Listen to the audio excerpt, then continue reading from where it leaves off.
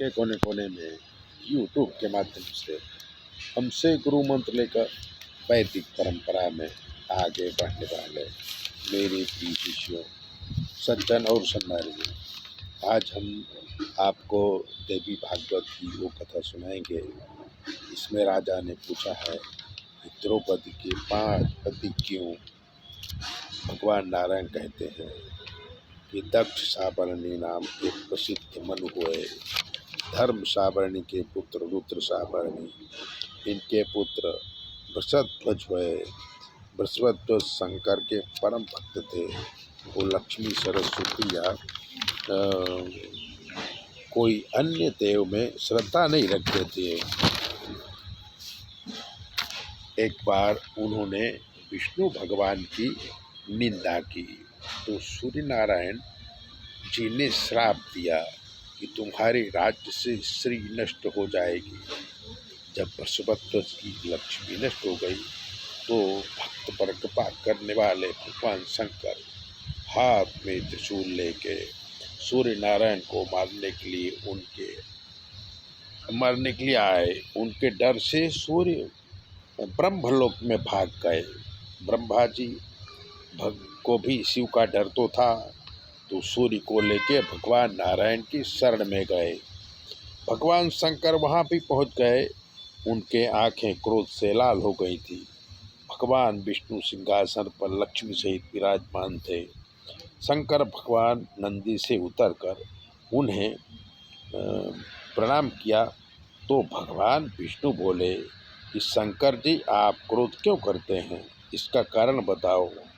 तब शिव ने कहा कि वृषभध्वज मेरा भक्त है और सूर्य के श्राप से ही श्रीहीन हो गया है और बिना लक्ष्मी के विचार शून्य हो गया है। तब विष्णु भगवान बोले कि पृथ्वी के नियम से बहुत समय बीत गया। 21 युग समाप्त हो गए हैं। पृथ्वी में तो थोड़ा ही समय यहाँ पर हुआ है।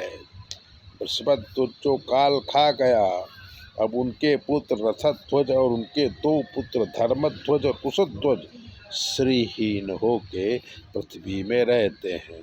अगर वो लक्ष्मी की उपासना करेंगे तो लक्ष्मी जी स्वयं उनकी पुत्री बनकर प्रकट होंगी।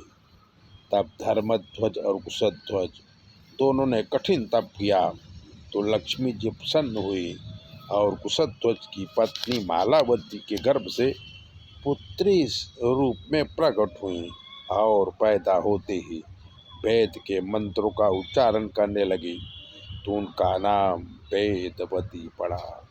वो जंगल में कठोर तप करने लगी। वहीं पर रावण आया और वेदवती के रूप से मोहित होके उन्हें स्पर्श किया। जब उनको स्पर्श किया तो रावण को श्राप दे दिया कि तुमने मुझे काम भाव से देखा और स्पर्श किया, इसलिए पुत्र पौत्र के साथ तुम्हारा विनाश हो जाएगा।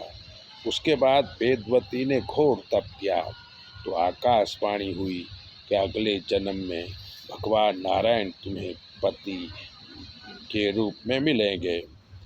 तब से शरीर को भस्म करके वेदवती राजा जनक की पुत्री बनकर त्रेता युग में प्रकट हुई और राम की पत्नी बनी। राजा ने पूछा, प्रभु द्रौपदी के 5 पति कैसे हुए? तो नारायण ने कहा कि वही सीता को रावण उठा ले गया, अग्नि में वास कराया। राम जी के साथ सीता जी छाया रूप में रहती थी। राम ने रावण का वध किया और अग्नि परीक्षा में सीता जी को प्रकट कराया। प्रकट हुई पर छाया रूपी सीता लंका में ही रह गई। भगवान शिव की आज्ञा से छाया रूपी सीता पति पाने के लिए कठोर तप किया। जब भगवान प्रकट हुए तो भावावेश में छाया सीता ने 5 बार बोला कि मुझे पति चाहिए, मुझे पति चाहिए। 5 बार बोलने से भगवान ने कहा कि द्वापर में तुम अग्नि से प्रकट होगी और 5 पांडव तुम्हारे पति बनेंगे। इस प्रकार सतयुग में वेदवती, त्रेता में सीता और द्वापर में द्रौपदी के रूप में लक्ष्मी जी स्वयं अंश अवतार लिया था। ऐसी हैं कथाएं, और ऐसी कथा सुनने के लिए चैनल को सब्सक्राइबर कर लीजिए, लाइक कर दीजिए। और अगर आपके जीवन में कोई कष्ट है तो 9825200108 पर फ़ोन कर लीजिए। हम आपको बताएंगे कि आपके जीवन में क्या कमी है और आपको क्या करना चाहिए। चैनल सब्सक्राइबर जरूर करें।